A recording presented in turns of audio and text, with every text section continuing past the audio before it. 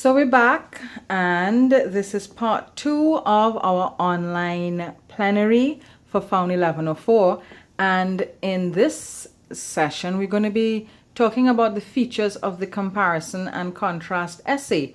So we're about halfway through what we intend to look at today by way of formal essay writing, specifically the comparison and contrast essay. So what do we do when we compare and contrast? I think for everybody this should be a fairly straightforward sort of question, because we all compare and contrast in some form or fashion on any given day, because we're constantly making assessments of things and looking at two or more things and deciding, making choices. Essentially, that's what you end up. That's the way in which comparison and contrast is most often used in our daily lives. Do we take this maxi taxi or that maxi taxi? Am I going to choose to do this course or that course? Do I select this tutorial time or that tutorial time? Which plenary time will be the best plenary time for me? Those are the questions that we ask ourselves on a daily basis when we're comparing and contrasting. And of course, we have to assess and come up with criteria for how we go about, making one choice versus the other. So, for instance, if we had to go about choosing leaders, how do we go about choosing who's the better leader in this lot that we have in front of us here? Or Tyrone's weekly Sunday dilemma. Does he have KFC or does he have pizza? Or does he stop being so slack and just decide to cook lunch for himself and his family instead of constantly buying food? Those are some of the dilemmas. Those are some of the things that lead to, us having to utilize comparison and contrast. So why do we compare and contrast? To determine the relative value of two or more things. That's one reason. To gauge taste patterns, trends, etc. Because when you're comparing and contrasting, let's say you decide that you're comparing and contrasting two or more soca artists for the carnival season, or two or more costumes, masqueraders, any of those things for the carnival season. And I'm kind of sticking to a carnival theme here with some of my examples. You're going to be gauging taste patterns, trends, what works for you, what does not work for you, what do you like, what do you not like. And of course, comparing and contrasting helps you to arrive at the best possible decision when you are faced with choices. So that's why comparison and contrast is so important. So of course, I guess you might be asking, how does this fit in with the expository essay that you've got to write? Comparison and contrast essays allow for you to use your higher order thinking skills, because it makes you more analytical, more of a critical thinker, and a better decision maker. Comparison and contrast forces you to have to analyze, because you've got to make connections between ideas. It forces you to have to think about the two things and to lay out your thoughts about the two things based on criteria. So then it means that you've got to delve beneath the surface and uncover deeper relationships between the things that you are comparing and contrasting. And thereafter, it means that you've got to make decisions, because you have to assess the two subjects and decide what is most significant about them, and then arrive at a conclusion. So when you're comparing and contrasting, it means that you're looking at distinct similarities and distinct differences.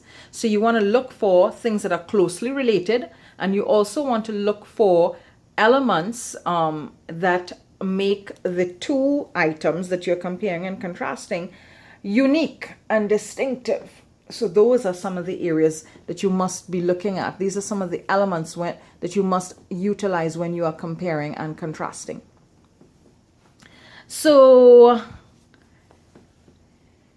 when you're comparing and contrasting, you need to have at least two things, right? So for instance, if you're going to be comparing and contrasting the sonnet and the haiku, those are two types of poems that you'd be comparing and contrasting. But if I said to you, compare and contrast poets of the 16th century, that's far more vague, because there are lots of 16th century poets, and 16th century poets from all over the world. It would be almost impossible to go about comparing and contrasting 16th century poets. You would have to identify two 16th century poets, or I guess maybe three 16th century poets if you want it to be really ambitious, to compare and contrast. So the first topic there is a clear comparison and contrast topic because it gives you two subjects, it identifies two subjects, whereas the second subject there, poets of the 16th century, that's far too vague. You'd have to be making a lot of critical selections for yourself with a topic like that. So when we are doing expository essays in FOUN 1104, comparison and contrast are incorporated into a single essay. So we won't ever be asking you to compare only or to contrast only. We're going to be asking you to do both things in one essay. So it means that the similarities and differences between the two subjects have to be identified and developed and explored and explained. So for example, if the question was, how is poetry of the Romantic era different from and similar to postmodern poetry, we are asking you to look at both the similarities and the differences of poetry in those two eras, Romantic and postmodern. The question could also simply said, compare poetry from these two eras, Romantic and postmodern, and we would still be asking you to look at similarities and differences. So take note of that. That's very important, that we want you to be looking at both the similarities and the differences. So these are some of the attributes. We're continuing to talk about attributes here. Both subjects must be treated equally in an expository essay. So it means that you'd have half your essay focused on, oh my goodness. Right, so I just had to do some very quick editing there to change up some things on this slide. So we're looking at the attributes to comparison and contrast, and I want you to take into consideration that both subjects must be treated equally in the exposition. And so that means that half of your essay's body should focus on the Romantic poetry, and the other half of your essay's body should focus on postmodern poetry. It does not mean that we're saying the first half and the second half. We're just talking about quantity really when we focused on how you're going to be comparing and contrasting. You also must ensure that with your introduction, the introduction contextualizes and situates us with both of the topics that are going to be compared and contrasted. And of course, your conclusion should also cover the main ideas that were developed throughout the body paragraphs. And I want you to pay attention. This does not mean that the first half and the second half, it does not mean that your essay is going to be divided into first half for this and second half for that. It just means that the quantity, that you must have a balance in your essay when you are examining, explaining, and exploring the topics for your body paragraphs. So when you're brainstorming for a comparison and contrast essay, the following questions ought to be asked. How are these two things similar, and in what ways are they different? So you must ask these questions based on our example of Romantic and postmodern poetry. So that's what we're working with right now. Romantic, comparing and contrasting Romantic and postmodern poetry. How are they similar? How are they different? So I jotted some points down when I was brainstorming it, and so these are some of the traits, these are some of the features. Romantic poetry is emotional and imaginative and focuses on spontaneity, whereas postmodern poetry focuses on stylistic experimentation and a break with classical traditions and form.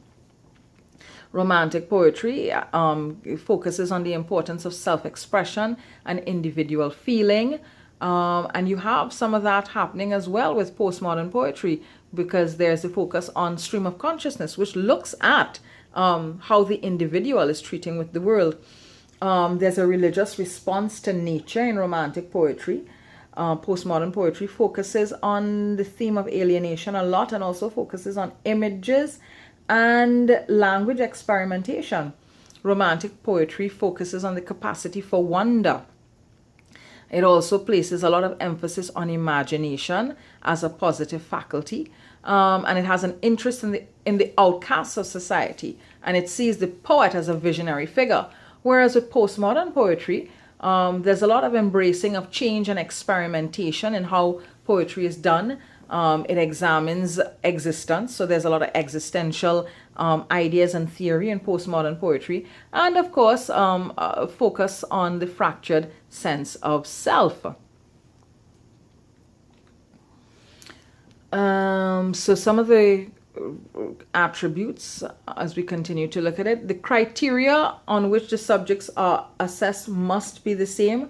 So these must be substantial enough to generate solid discussion within the body paragraphs. So you want to ensure that the areas in which you're going to be assessing or comparing and contrasting your subjects. So the things that you're comparing and contrasting are solid areas. So, for example, if we were comparing and contrasting romantic poetry and modernist poetry, we'd look at it with these particular subtopics: language, images, thematic concerns, rhyme and meter.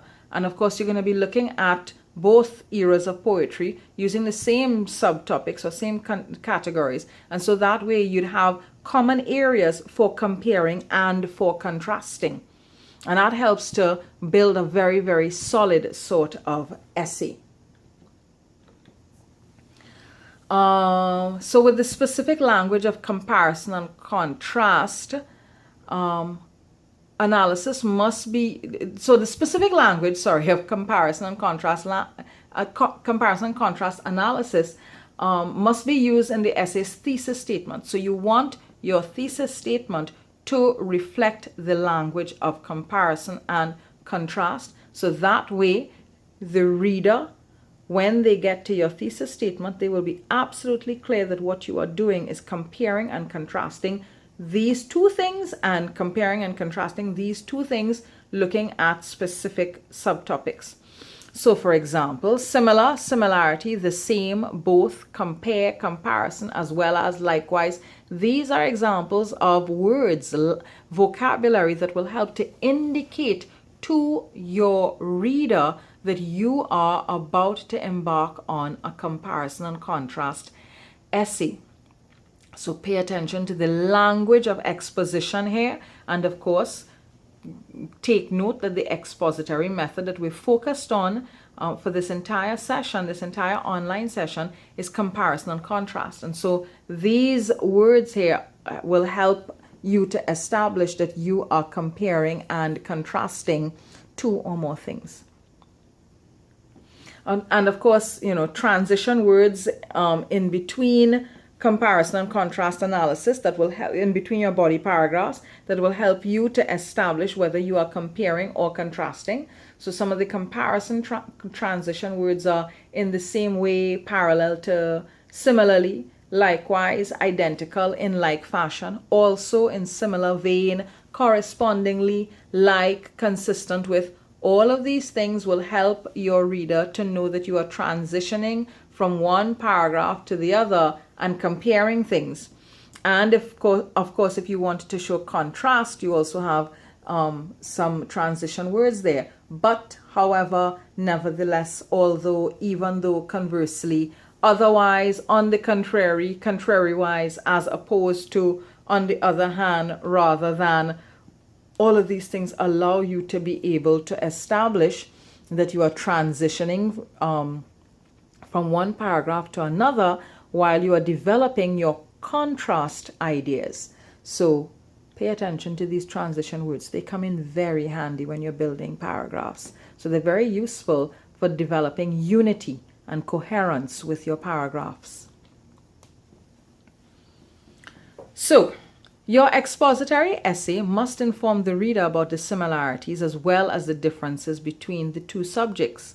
And your comparison and contrast essay can take one of several available thrusts.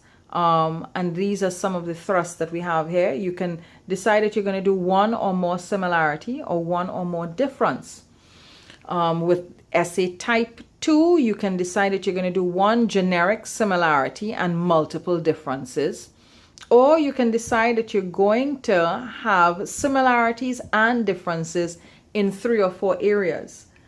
So let's just go over that again. You can decide that you're going to do one or more similarity, one or more difference, or one generic similarity and multiple differences, or a situation where you're discussing similarities and differences in 3 or more areas. So the same areas, but you're looking at how they're both similar as well as how they're both different in those 3 or 4 areas. So these are some of the thrusts that you can take with your essay. So comparison and contrast analysis thesis statements must reflect 3 specific attributes. So please pay attention to the 3 specific attributes. The thesis statement must carry the essay's topic, it must carry the points to be developed in the essay, and it must carry the language of comparison and contrast. Very, very important. So the essay's topic, the points to be developed in the essay, and the language of exposition, and the expository method here is, of course, comparison and contrast analysis. So take a look at this thesis statement here. The pastoral poem and the stream of consciousness poem may be compared and contrasted in terms of theme, imagery, and symbolism. So you will notice that this thesis statement indicates the 2 things that are going to be compared and contrasted, and that's the pastoral poem and the stream of consciousness poem. So you have the topic there. Then you have the language of exposition, compared and contrasted. And then you have the subtopics, the areas that are going to be used for looking at comparison and contrast, which are theme, imagery, and symbolism. So just to go over it again, you have the topic, which would be pastoral poem and stream of consciousness poem. You have the language of exposition, compared and contrasted, and you have the subtopics, theme, imagery, symbolism. So let's just go back and ensure that you remember the 3 specific attributes: the essay's topic, the points to be developed in the essay, and the language of comparison and contrast. So when you decide to compare and contrast, you've got 2 approaches that you can take. You can take the blocked approach or the alternating approach. The blocked approach focuses on you examining the first part of the topic and then the second part of the topic, one after each other, right? So you'd have your introduction and thesis statement. Then you would examine subject A. So let's say we're still using romantic poetry and modernist poetry. You'd have your introduction and thesis statement. Then the first half of the essay would look at romantic poetry, and it would, explore everything in the about romantic poetry in those paragraphs, and then it would go on to exploring modernist poetry in the subsequent paragraphs. And then there'd be a critical analysis of how subject A is similar to or different from subject B, and then a conclusion. So again, introduction with the thesis statement, an examination of the details of subject A, then an examination of the details of subject B, and thereafter a critical analysis of how they are either similar or different from each other, and then your conclusion. Then you have the alternating approach that allows you to have it starts off with the introduction and the thesis statement. Then you would compare and contrast point 1. Then you'd compare and contrast point 2. If there's a third point, you'd compare and contrast that. And thereafter, you'd continue that with that format with all of your subpoints, and then you'd have a conclusion. So in each body paragraph, you would compare and contrast, examine and analyze for each body paragraph, and then you would have a conclusion. So remember, you have the blocked approach, you have the alternating approach. With the blocked approach, you examine a topic, you would examine each topic in blocks subsequent to each other. So topic A, then topic B, the 2 things that you're comparing and contrasting. With the alternating method, you would compare and contrast both topics in each paragraph. So you'd have let's say you've got 3 or 4 subtopics, you'd have 3 or 4 paragraphs, and in each paragraph you would be comparing and contrasting A and B throughout. So let's say using our thesis statement here and looking at the blocked and alternating approach. The features of romantic and modernist poetry can be compared and contrasted through their thematic concerns, types of imagery employed, and use of symbolism. If you were using the blocked approach, you would look at romantic poetry first, and you would go through thematic concerns, imagery employed, use of symbols. Then after you've explored romantic poetry entirely, you would go on to explore modernist poetry, and you'd explore modernist poetry going through the 3 points as well. So you'd have information for both subtopics separate and apart from each other, and then you would do you do a paragraph of analysis thereafter to show how they are either similar or how they are different. With the alternating structure, you'd have point 1, thematic concerns, and you'd look at thematic concerns in both the pastoral poem and the modernist poem. A pastoral there is just a reference to romantic poetry, because romantic poetry is also called pastoral poetry. Then in point 2, you'd look at imagery for both the pastoral poem and the modernist poem. And in point 3, you would look at the use of symbols for both the pastoral poem and the modernist poem. So you'd see that the alternating structure allows you to continue to compare and contrast the 2 things under the various subtopics. So you might be wondering, which approach is better? The block approach is really like 2 short descriptive essays looking at a singular topic. And the problem might be that if time runs out, your essay might be lopsided. And this approach also doesn't allow for you to utilize the language of comparison and contrast easily. And sometimes it might actually not allow for analysis to be as thorough as it could be. Whereas with the alternating approach, which is our preferred approach in the English Language Foundation unit, it bridges both topics in a holistic and comprehensive manner. If time runs out, your essay is likely to be still very balanced, because you'd have been looking at, you'd have been comparing and contrasting both topics, and as many subpoints as you were able to complete would have received equal treatment. Might be fewer points, but at least equal treatment. And this approach allows for the easy use of the vocabulary of comparison and contrast. And this sort of essay also reflects a certain maturity of thinking. And it shows that you are able to access higher order critical thinking skills. So it's the preferred approach, because it shows us that, you are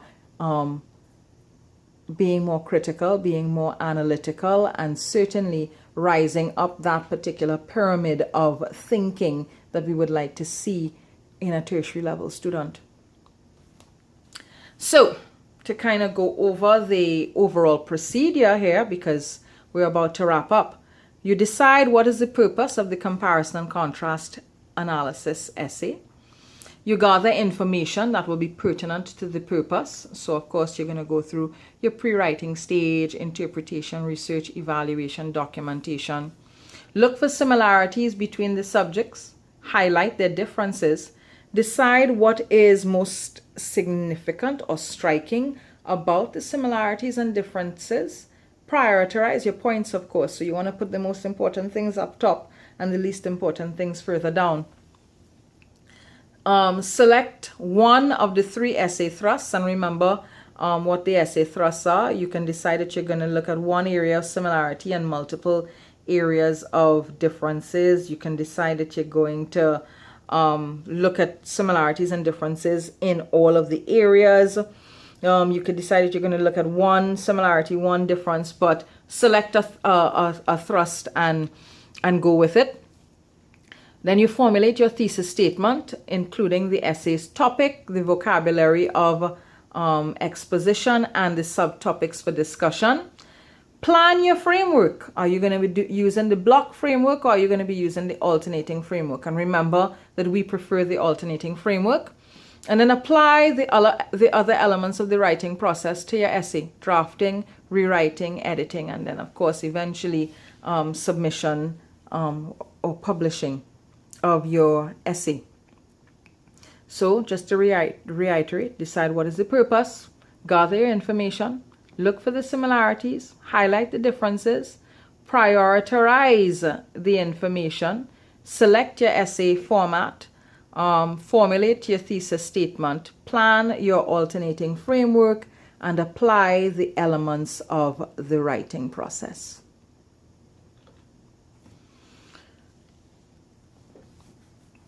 So, to sum up, comparison and contrast analysis requires that you look at, you gauge, you measure, you weigh, you assess the similarities and, whoops, there we go.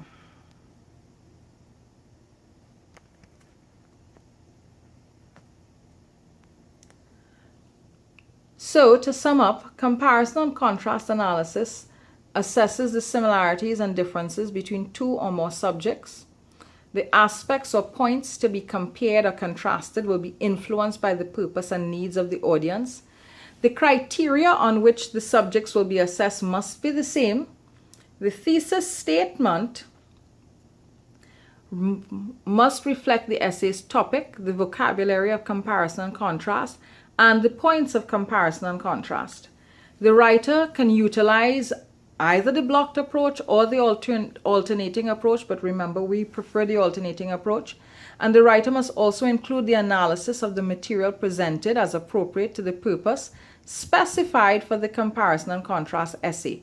So you want to ensure that you are analyzing appropriately.